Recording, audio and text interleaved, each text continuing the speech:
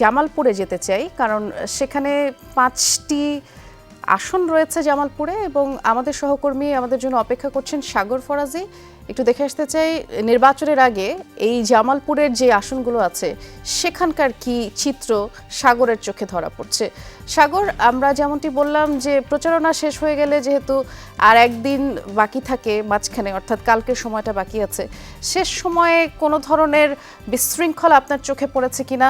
আরেকটি বিষয়, এই এলাকায় কতগুলো ঝুঁকিপূর্ণ কেন্দ্র বা অতিরিক্ত গুরুত্বপূর্ণ কেন্দ্র আছে সেটি জানাবেন, কারণ অতিরিক্ত গুরুত্বপূর্ণ যে কেন্দ্রগুলো আছে সেগুলোতে তো আগে থেকেই যে নিরাপত্তা সরঞ্জাম কিংবা নির্বাচন সংশ্লিষ্ট যে সকল সরঞ্জাম সেটি তো আগেই পাঠানো হয়েছে। সবশেষ কি আপডেট আছে এই বিষয়ে একটু বিস্তারিত করে জানান। দেখুন বৃষ্টি, জামালপুর 7টি উপজেলা নিয়ে গঠিত। এই 7টি উপজেলায় বিশেষ করে 5টি আসন এখানে সংসদীয় আসন। তো আমরা দেখেছি এখানেও কিন্তু সীমান্ত রয়েছে। তবে আইন শৃঙ্খলা বাহিনীর পক্ষ থেকে যে বিষয়টি এখন পর্যন্ত জানানো হয়েছে যে তারা খুবই তৎপর রয়েছেন, বিশেষ করে সীমান্ত এলাকার জন্য আরও বেশি তৎপর।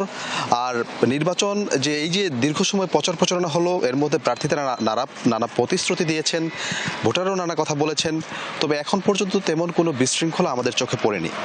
বিশেষ করে যে বিষয়গুলো হয়ে থাকে নির্বাচন সময়কালে, অভিযোগ পাল্টা অভিযোগ কিছুটা হয়েছে, কিন্তু এর বেশি কিছু হয়নি।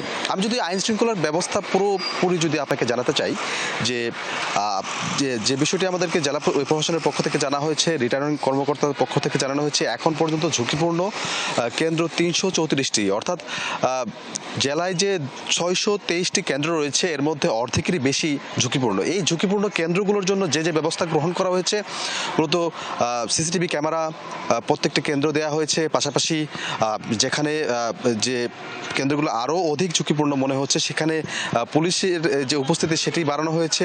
আর একটি বিষয় আমরা লক্ষ্য করেছি, আবার বডি অন ক্যামেরাও কিন্তু দেওয়া হয়েছে।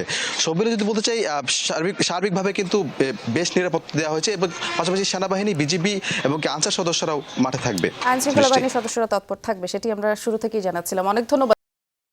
রোগ জীবাণু সব জায়গায়, সারাদিন সাবধানে। বাচ্চারা সারাদিন প্রমিস রাখবে? অসম্ভব। এজন্যই ডেটলের নতুন প্রমিস জীবাণুর বিরুদ্ধে 12 ঘন্টার সুরক্ষা বলয়। ডেটল।